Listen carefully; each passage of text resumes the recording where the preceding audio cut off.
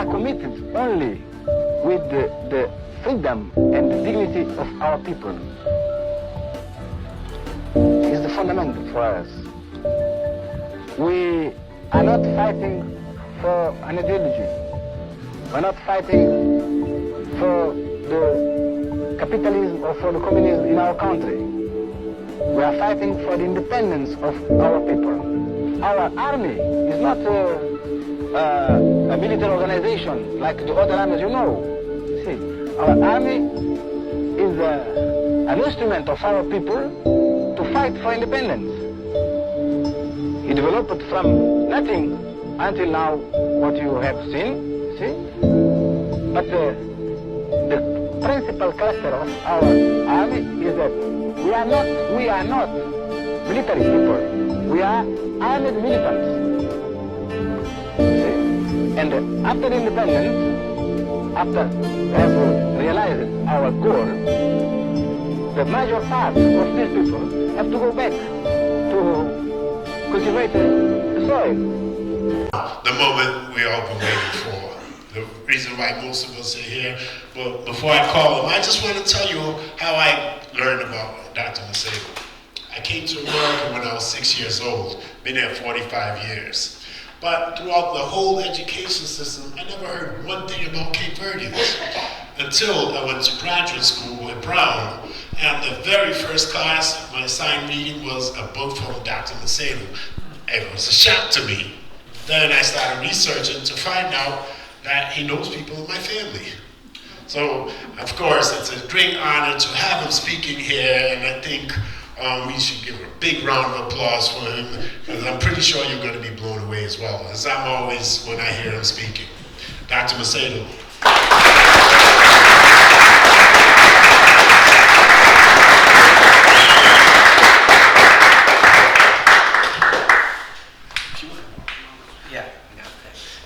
Thank you much. Thank you so much. Wow. Ron, I'm going to ask you to make a public commitment. Ron, I've known you for many, many decades. Everywhere that I go, something about Cape Verdean culture, Ron is there. You know, recording that culture. And you've got to make a public announcement that you're going to finish your book this year and it's going to be published. Because this is what we have, this history. If we don't have these books, you know, our culture is very much in danger.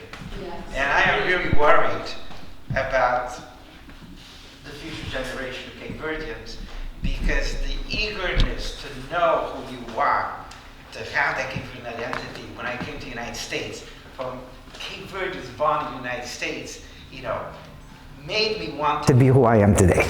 You know, I met some great people who were already involved with the liberation movement in Guinea-Bissau, had gone to Guinea-Bissau, had fought for the liberation, came back and teach in Brockton Public Schools. We had Cuba meetings all the time, and I couldn't believe, and when I was doing my doctorate, and my mom one day asked me, What's the theme? For Ma, I'm going to study Cape Verdean Creole. That's right.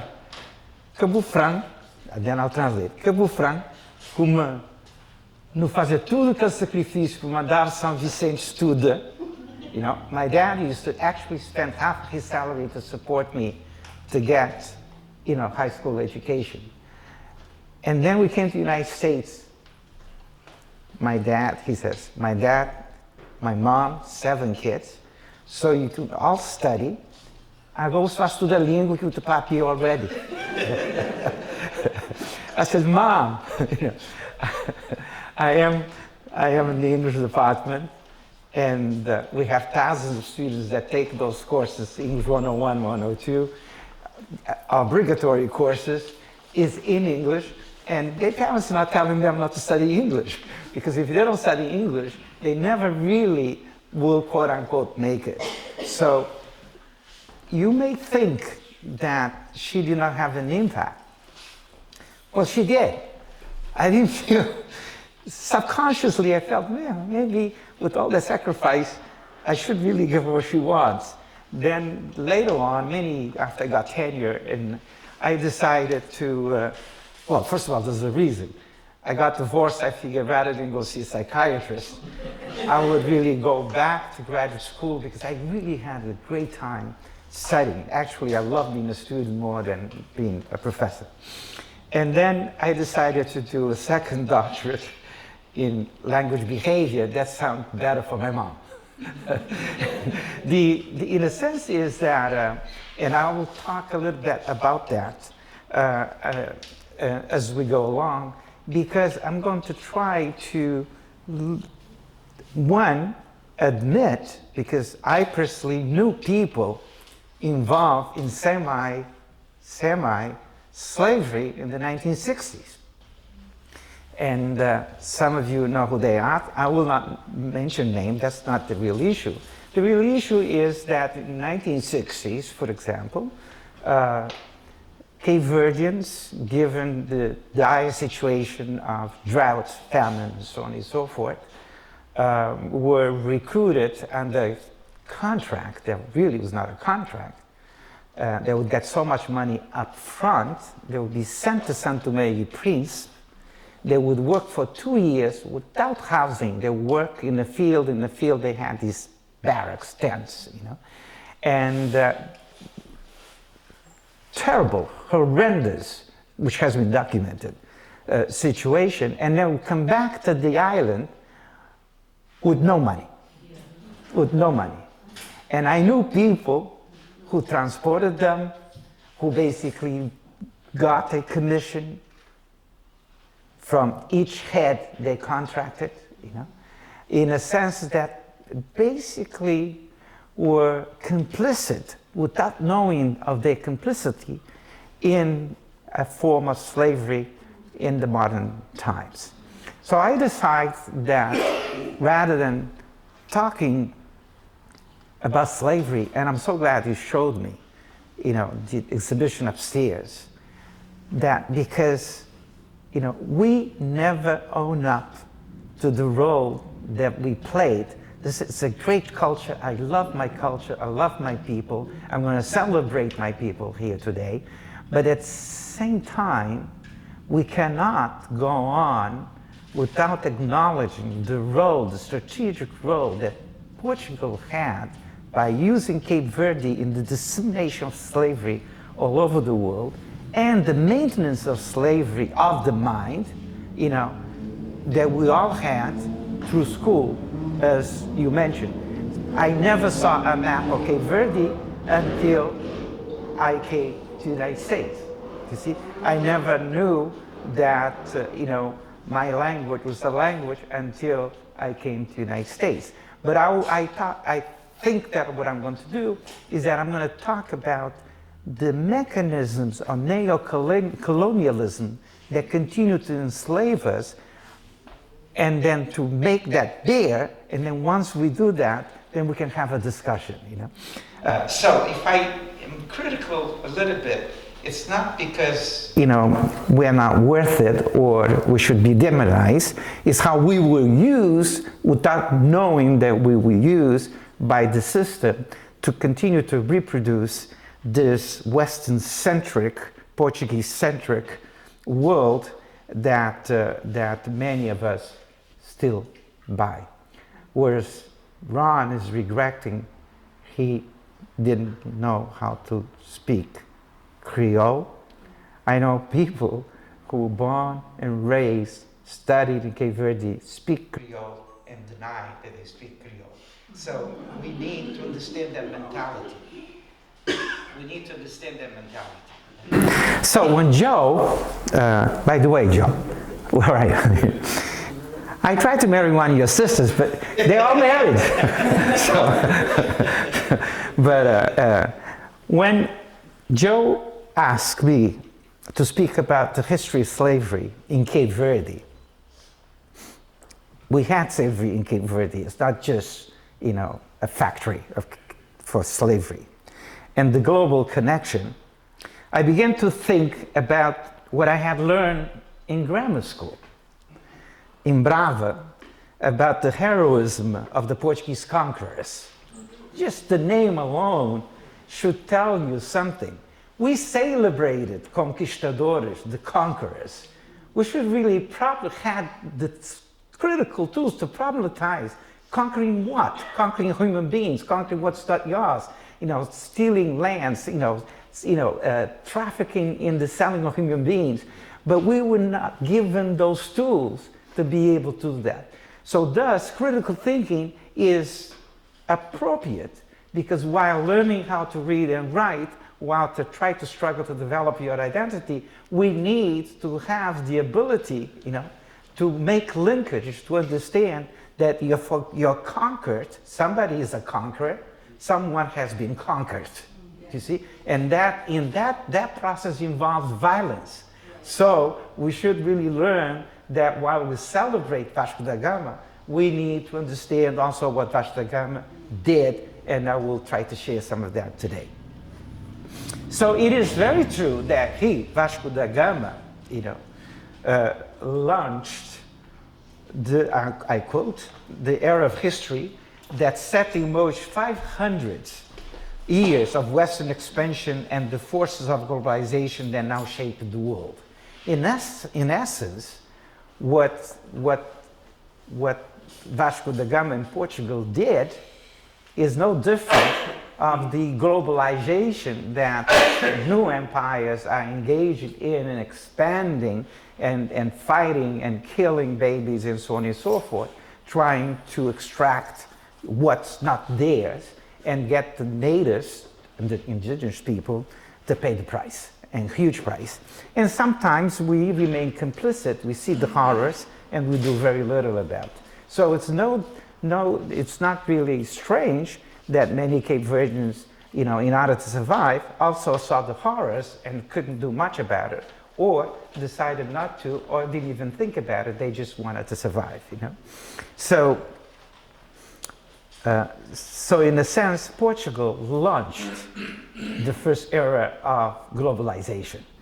And so when I hear globalization, in the modern sense, and I learned about that, in my first grade and second grade.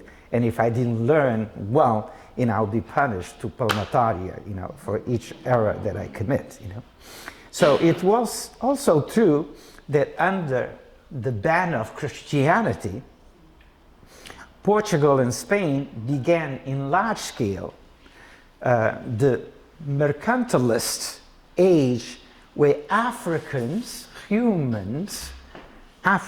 would transform into non-humans, subhumans. Could you believe that in 21st century we're still hearing that? We're still hearing that, and many people are not even bothered by it, or you can erupt into a violent discussion, or make enemies within your own family for that matter. Transform into non-humans, mere savages, became known as the Black Gold.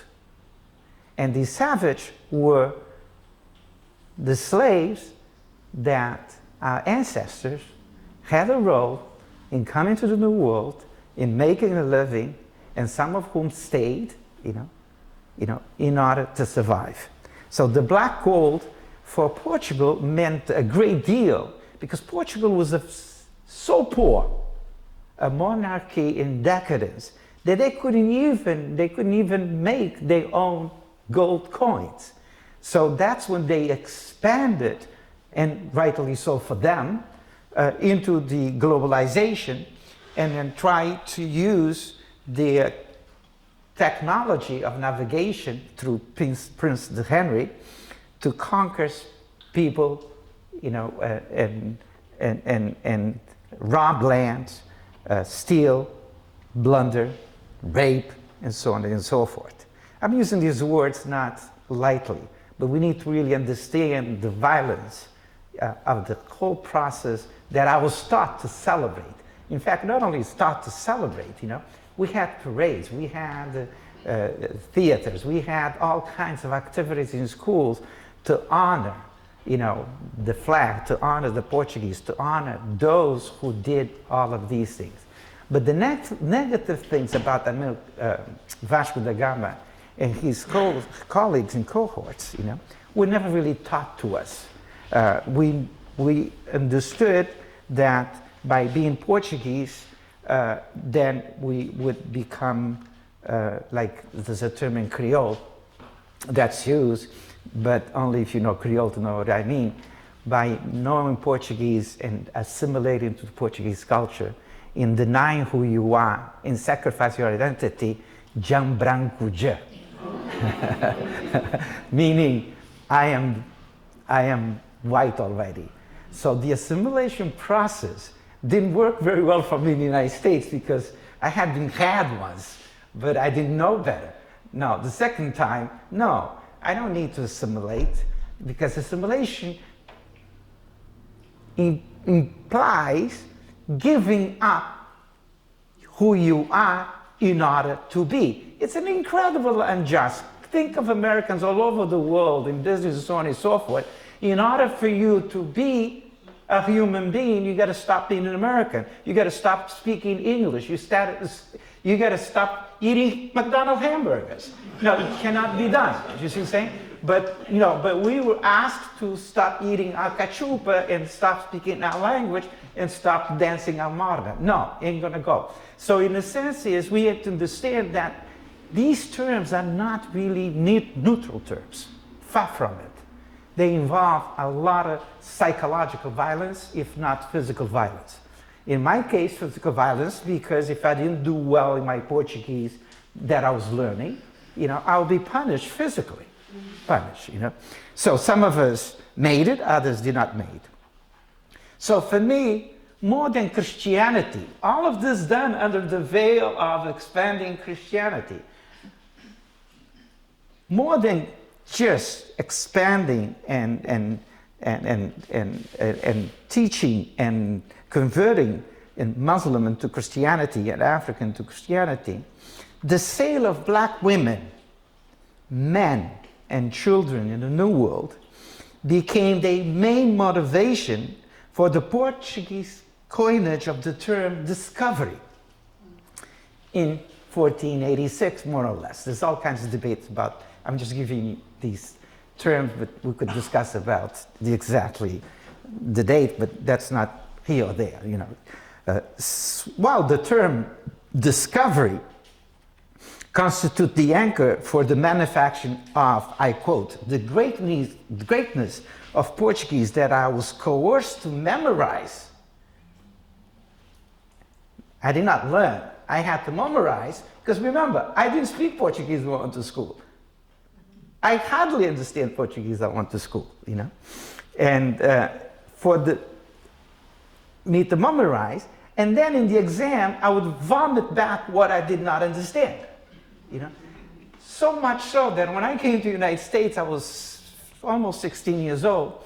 My uncle, who's gone to college then, had a book, one of the books that we used to use. Because missing Cape Verde, you want to grab to anything that you want, that we use in the grammar school. And when I read some of the texts that I had, read, that I was forced to read in Portuguese back in Cape Verde, I couldn't believe, the dehumanization that I was reading, that I had to step out in front of the teacher in the class and read and read and read and read and read about my own dehumanization in the language that was borrowed. It's not mine because it would never be my language. No matter how well you speak that language, and I'll come to that in a minute, So, the most that we could do, those of us who vomit back exactly how the teacher wanted, we made it. I remember very well going through high school, when you get to junior year and senior year, the class was about, this was in São Vicente, the class was about 7, 8 students. What about the rest? There were no, I could not go beyond 4th grade if I remained in my island. Me, or anybody that lives in Santo Antão, in San Nicolau, in Sal, even in Praia, the capital did not have a high school until the 60s. You see what I'm saying?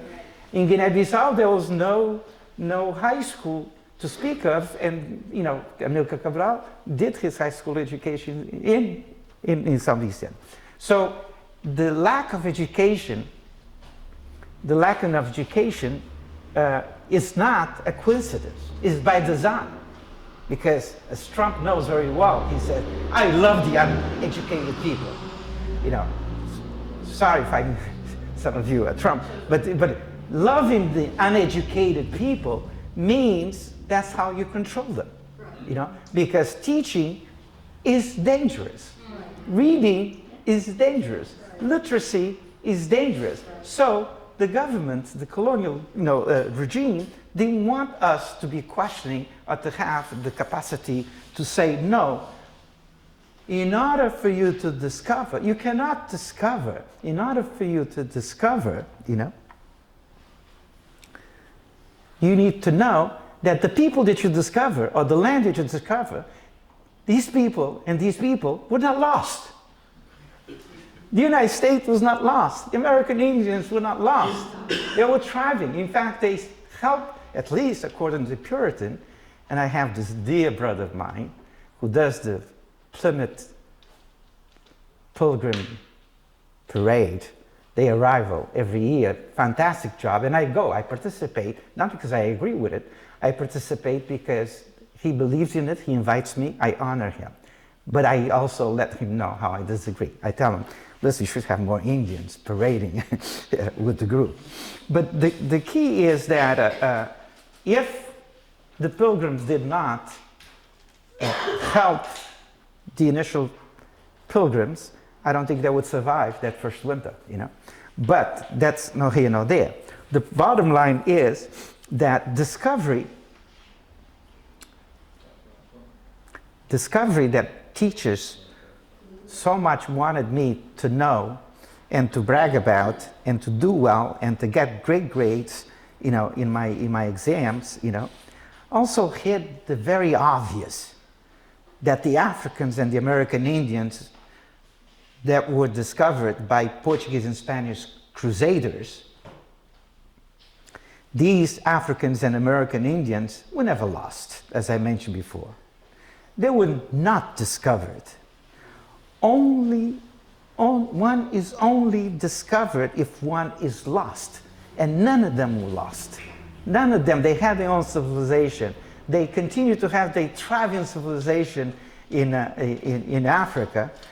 In Africa, the Portuguese crusaders give a small number. About this time of the exploration, you're talking about 1 million Portuguese. They didn't have enough people to kill off all the Africans as we did here in the United States, that we then, relegate, the American Indians to reservation, and you're welcome to go see some of these reservations. I taught for some years through a Ford Foundation grant in a couple of these reservations, and my contract was terminated because of asking these questions. And the Ford Foundation grant, you're not really supposed to be asking this question. You're supposed to create this veneer that you care for the American Indians, who basically, as an English professor, I think that's what did it in Arizona, right on the border, said proudly, in my 25 years of teaching, I've never passed an American Indian. I said, are you proud of it? I know, she was proud to basically say that she never passed an African American woman. At the same then we went to visit the junior high school in the reservation. There was a huge line of students waiting to get into this class with the wise men from the community that were teaching about their culture, their language, and the spiritual worlds revered by the Indians. So the real interest among the Indian students is not something that she connected with. All she knew, they were not well prepared. They didn't have the base to go on in literacy and do well in the English courses, because after all, by nature, as she said to me, and I knew that I wouldn't be asked back, By nature, she used the word. By nature, you know, they cannot learn. They are not learners by nature. So to me, I had lived in my childhood all of these issues, and I'm trying to make sense of my life, trying to make sense, how do I deal with it? So against the implacable truth that, you know, American Indians were not discovered because they were not lost, that Africans were not discovered because they were not lost, you see. Then we have the implacable truth in 1453 that even the papacy in Rome issued, and I quote, I was going to be a priest, so don't take that as my mom didn't let me, no. But so it's not against religion, it's the truth. We need to understand the truth. I quote, spiritual and financial concessions and territorial rights over explored lands in the name of Christ, the crusading remit from Rome was, I quote again, to invade, search out, vanquish, and subdue all pagans whatsoever and other enemies of Christ, and to reduce their persons into perpetual slavery, unquote. So it's not innocent. It's not coincidental. It's not a random occasion that we happen to make some bucks, you know, selling. No, it was basically by design, and which is really sad, we continue to do it in different ways. And I'm going to try to move away a little bit to show you, at least in the Cape Verdean context, how we continue to do it, to the degree that while we have gotten political independence, we culturally enslaved. We culturally experience violence against who we are on a daily basis, not only outside in Portugal and elsewhere, but in Cape Verde itself, by the emergent middle-class functionaries who live there, who then use Portuguese, you know, expertise or fluency as a weapon against the very people. As I remember when I taught at BU, I had this director coming to give us talk, and he was involved, he was a higher up in the Ministry of Education, and then he of course gave his speech totally in Portuguese.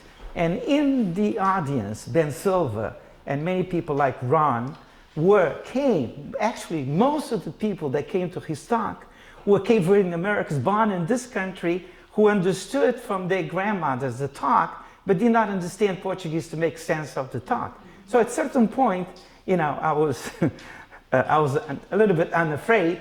I stopped, I said, listen, why are you giving the talk? Why are you giving the talk in Portuguese?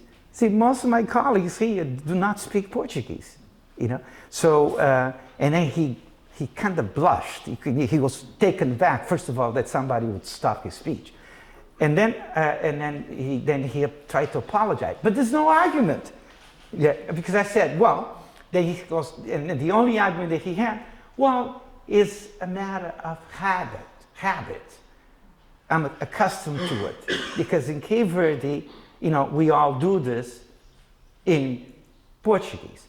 Whereas, if you give me a mic, I must transform myself into Portuguese. I have to speak in Portuguese. As for instance, I make a phone call, the Cape Verde immediately will answer, estou sim, you know, I'm here, you know, in Portuguese. You know, it's this routinized way of being in the world without realizing that being in the world involves your implicity in your own subordination via the Portuguese superiority of the colonized, you know.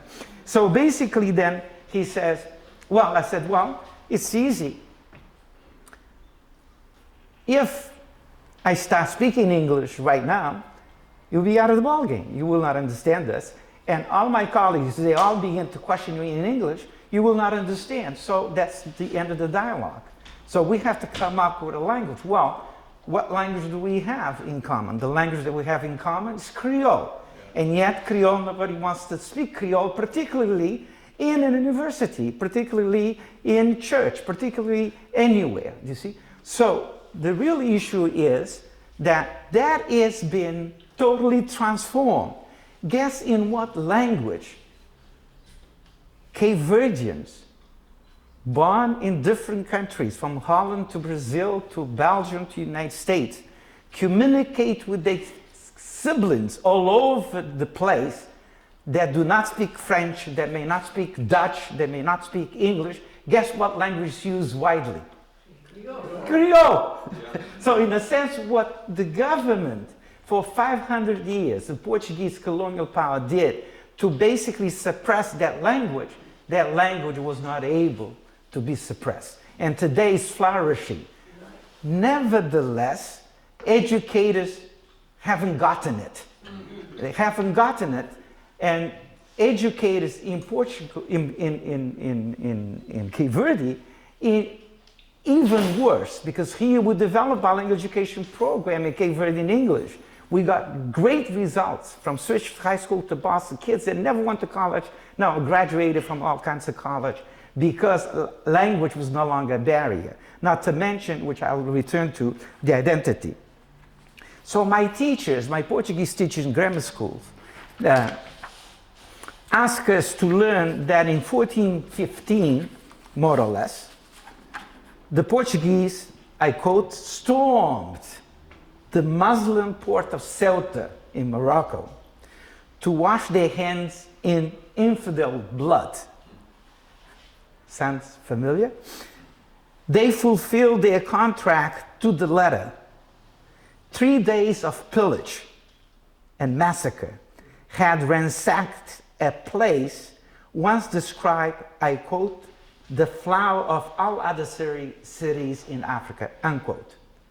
So the pillage, the carnage, the savagery by the colonizer, they never taught us that. They just only taught us about the brilliance of Vasco da Gama in navigating, trying to reach to India. In fact, he didn't do it by himself. When he got to the coast of Mozambique, without the help of the natives, he would never make it, you see? But also that was never told. So in a sense then, what my Portuguese teachers, including some of them Cape Verdeans, that spoke Portuguese, teachers did not tell me is that the stumbling upon, I don't call it the discovery of Cape Verde Island, the stumbling upon, they stumble upon Cape Verde Island. But see, if you switch the terminology, then the reality is unveiled immediately. So you cannot really fool people to believe that they were really this great, they're doing great deeds for those they discover, you know. Cape Verde Islands in 1458, some say 56, others, you know, we know that in 61, 62 they begin to colonize. And that while they did not find gold and other precious metals in Cape Verde, they turned Cape Verde into one of the most notorious and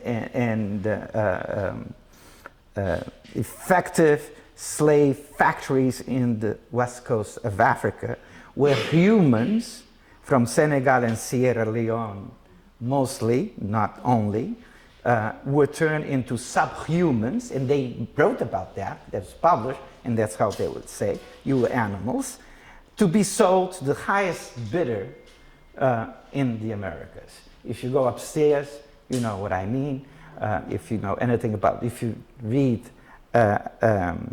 Andrade's piece on Cape Verde, and Amilcar Cabral was on the money, you know, yes, it's important for you to come, but you risk losing your life, but you will do a great deal by doing what she did, writing a doctor's dissertation, and you're going to write your book, doctor's dissertation. Do your doctor's dissertation, because many of us will continue to keep memory alive, what had been done to us. We are our past, and without knowing our past, it's very hard for us to make that jump to a future that's more humane and less discriminatory and less savage. So, as I had mentioned earlier, I remember people, well-meaning people that did what they did. I'm not so sure they were conscious of it. That's what people did. That were very much involved in the trafficking of Cape Verdeans to St. Mary Prince, and they never questioned their complicity. Then, to me, then, the slave masters knew that to totally dominate other indigenous people, their culture, first and foremost, had to be eliminated, and their language had to be eradicated. Africans from different tribes were purposely mixed so that slaves could not communicate to one another. As a result, then you had what's called pigeonization, the development of a pidgin form that slaves used to communicate with one another. Yes, slaves from Cape Verde, were worth more because they had already been prepared before they were sold for, first of all, to understand the masters through the pidgin language. Second, also in the certain agricultural techniques that they could go directly to the plantation and be productive, So, Cape Verde, that pidgin language became the base for our Creole. It is that Creole, for example, that I went to second International Creole Conference in St. Thomas. There was a linguist presenting a paper as well, and I was making the same case, and then he got up and he started speaking to me in Creole. While I did not understand all the lexical items, but I could understand him and he could understand me. And there was no communication, at least during the 6 years, 500 years of colonialism, of any connection between Curaçao and Cape Verde, for sure, But if you pick up any brochure, anything about, papiamento, the very term papiamento is what we say to speak in Creole, in Brava, So in a sense that we continue to disseminate ourselves through our language and through our culture. The very language and the culture that in a little while you'll see that my mom was really kind of, not upset, but a little bit disappointed that I would do a doctorate, studying Creole while I speak it already, So I'll try to share how we continue to defy the Portuguese brutality in turning Cape Verde into subhumans, to our defiance, to accept the eradication of our culture, and our courage to say, even without verbalizing, in other words, even when we don't verbalize, but we feel it in the gut, crioulo é minha língua, even those who say, Creole, the dancing, the last song, at least from Brava, is Hora de Bai, And while they only speak in Portuguese, they are singing in Creole, So all of a sudden, they don't speak Creole, but they can sing in Creole, Interesting, So my dad was a very, very humorous man, and also a very critical man. Tapped one of them and he said, I'm dancing with Creole. Meaning to show you the contradiction is so damn obvious, and yet we were punished as a student if we question the obvious, So this is not by coincidence, it is by design, So then I came across this incredible Chicana poet that really brought home the enslavement that we ourselves perpetuate, through these policies and through the learning process in our grammar schools. And she said, this is Gloria Anzaldúa, you should read her, a fantastic feminist Chicana poet. And she says, I am my language. I'm quoting, I am my language. Deslenguadas, we are deep-tongued. Imagine that force, we deep-tongued. They take your tongue out. Somos los de español deficiente. We are those who speak Spanish with deficiency. There's not a single Cape Verdean speaking Portuguese with other Portuguese or Cape Verdeans themselves that they are not monitoring. Monitoring if they have the right accent, monitoring they have the right agreements, they monitoring that they didn't make any syntactical errors, monitoring whether they have really gotten the highly inflected Portuguese morphology, you know. So speaking Portuguese is forever experience subordination in the Portuguese that you're learning, that you're speaking, you see, or, you know, speaking Creole in the wrong context. It's okay, for example, if instead of doing this, you know, we were dancing funana, then we can speak Creole. But, you know, it's not okay in a lecture to do it in Creole, you know. So she says, we are your linguistic nightmare.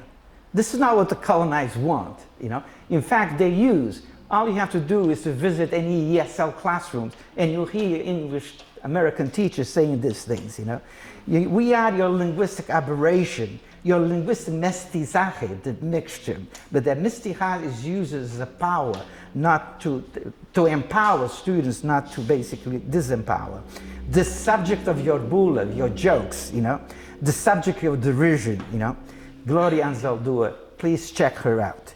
As I attempted to argue in my earlier career, trying to understand myself through the studies of Cape Verdean language, and understanding that we continue to be enslaved in many ways, Cape Verdean teachers and linguists are doubly cursed.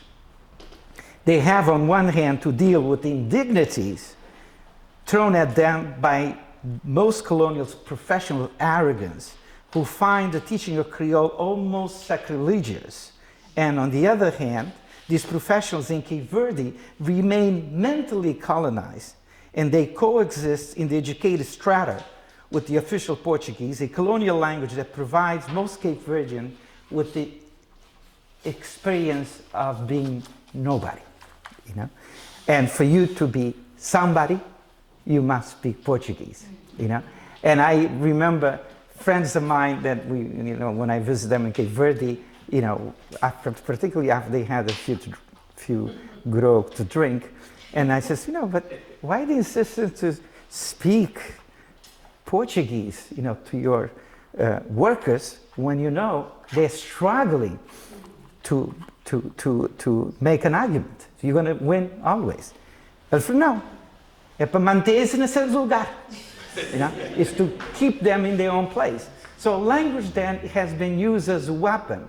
So unless then the argument that I've been making all along, unless in Cape Verde we begin to feel pride and we begin to teach, we begin to learn about our language, to understand that your language is not only your language is the tool through which you become.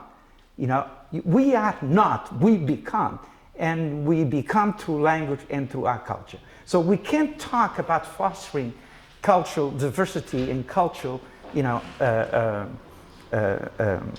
pride unless we totally accept that the language that we have is not superior, but again, not inferior to the colonial language that we learn, whether it be English, French, you know, Dutch, and so on and so forth. So in many instances then, a versatile self-defense of the internalization of inferiority by educated Cape Verdean is to dismiss or deride Creole as they reproduce a neo-colonial cult of Portuguese that can be characterized by Portuguese-speaking fetish.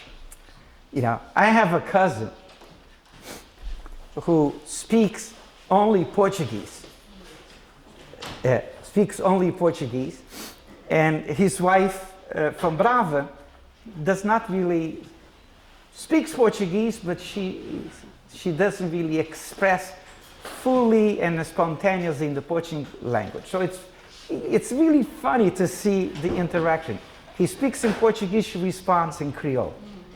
She speaks in Portuguese and responds in Creole. Sometimes I like to provoke a little bit and falo, eu só fazer amor no crioulo ou no português? Yeah, because it's ridiculous, you know. Of course, they're not going to let me in the bedroom, but I am for sure, they ain't going to, at least from her side, it's not going to be Portuguese, for sure. Because you cannot express your innermost feelings in a language that's a borrowed language, no matter how well you speak it. Yeah, your feelings. I don't get mad in English. I get mad in Creole, because you say. So, in a sense, that's a test. We need to understand how slavery continues to affect us. Slavery continues to impact us. Along we may feel that we are free, but we're not really totally free, because you don't become free unless you're autonomous. Autonomous is to really not doubt for a second your culture, your language, and who you are, you see? So in the sense that these are the things that I learned that, not everybody agrees with me, but the question is not about agreement. It's about, learning and growing and becoming. So against the cultural dependency that is spreading like prairie in Cape Verde, economically, Cape Verde depends on Portugal. Culturally, Cape Verde depends on Portugal. The professors to ascend to Cape Verde, or teachers, they are from Portugal, and so on and so forth. Students that go and get degree in Portugal, they go back, they get the highest position, because those same Cape Verdeans that go to Cuba, go to Russia, and come back not mastering the Portuguese, because you're measured, again, not by your skills or your brilliance, your capacity, intellectual capacity, you're measured by the capacity to sound like Portuguese. And others, to be a forfeit, to be an imitation, not to be the real thing. So in a sense then, it's hard for me to be in Cape Verde, because these truths are not what they want to hear. Yeah, but again, they need to hear, because I think the next phase that Amílcar Cabral understood very well, the first phase, the military campaign, is less difficult. Nevertheless, less difficult.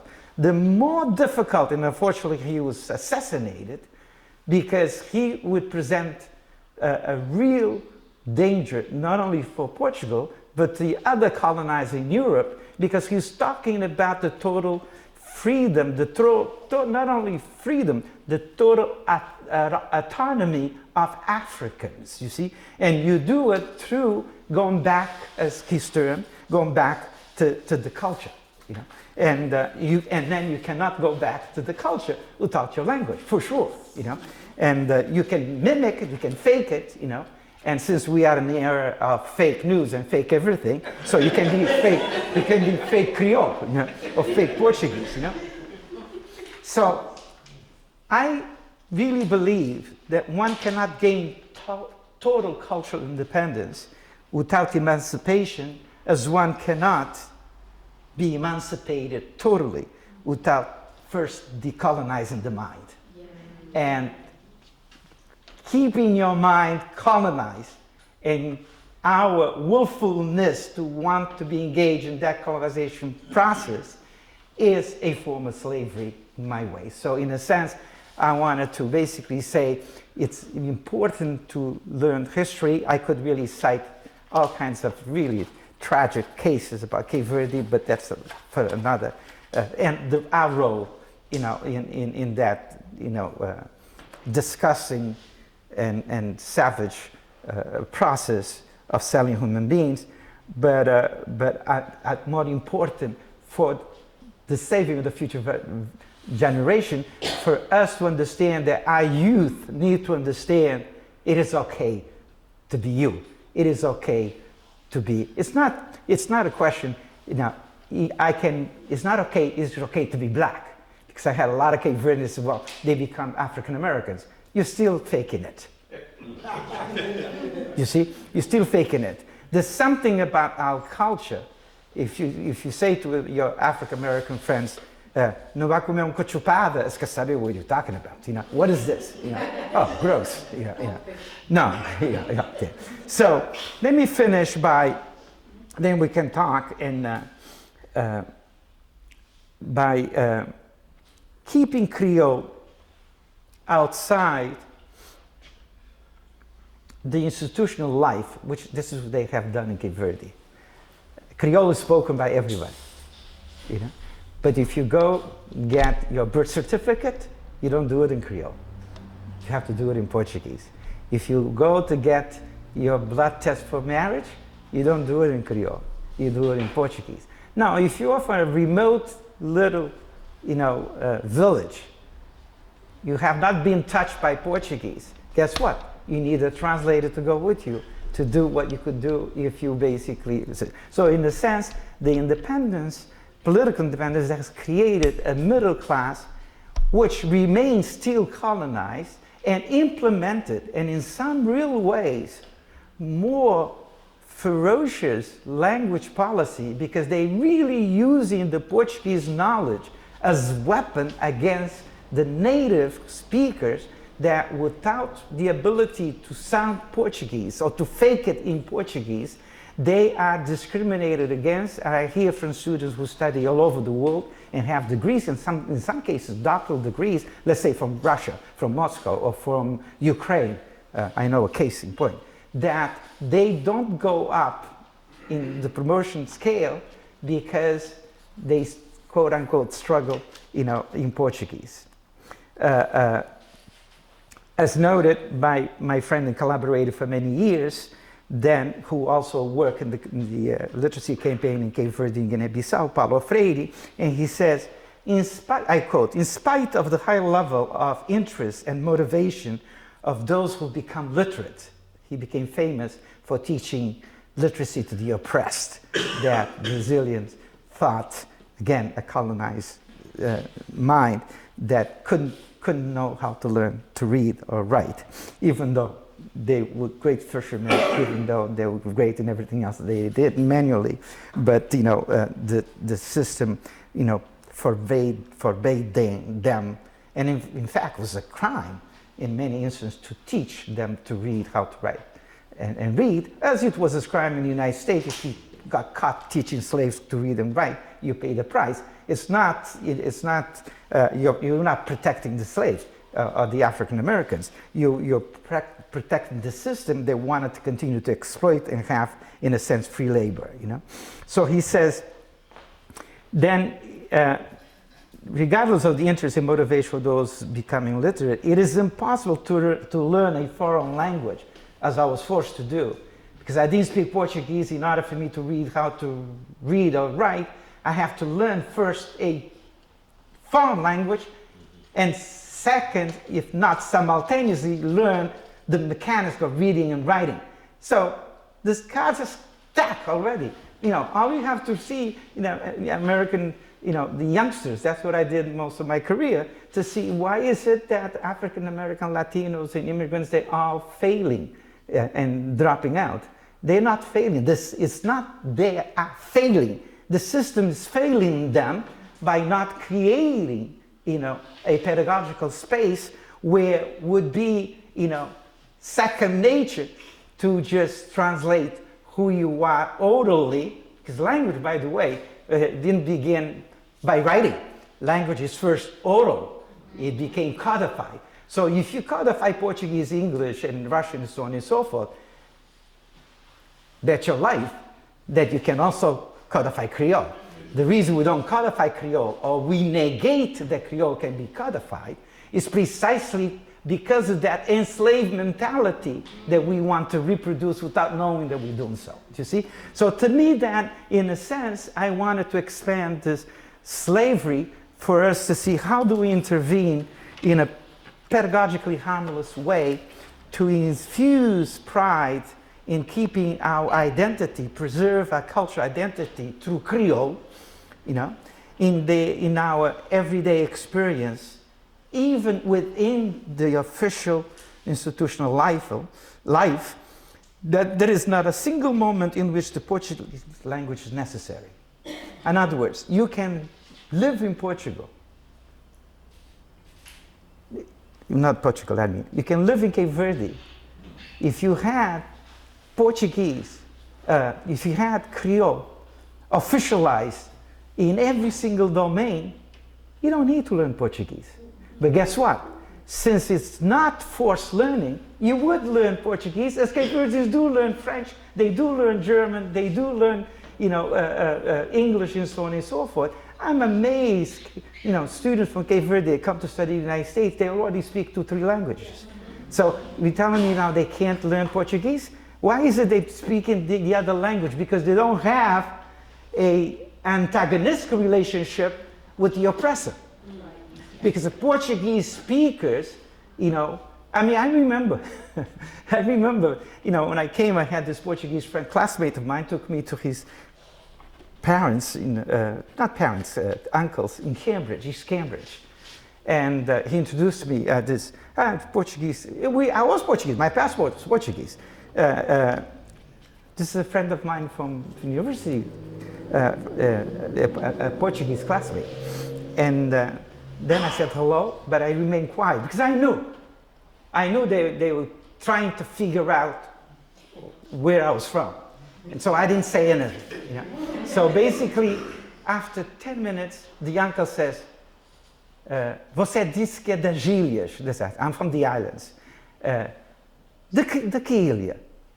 Eu falo, Brava. Você então é cabo-verdiano. Did you see that?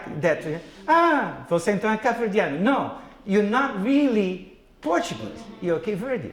So in a sense, before they tell me that I'm Cape Verdean, you see, I make sure that I tell that I'm Cape Verdean from the very start. But in order for you to have the courage, the strength to say, you have to believe in your cultural identity and feel pride about your cultural identity. I mean, what Cape Verdean dances Funana without feeling pride of that Cape Verdean music? You see?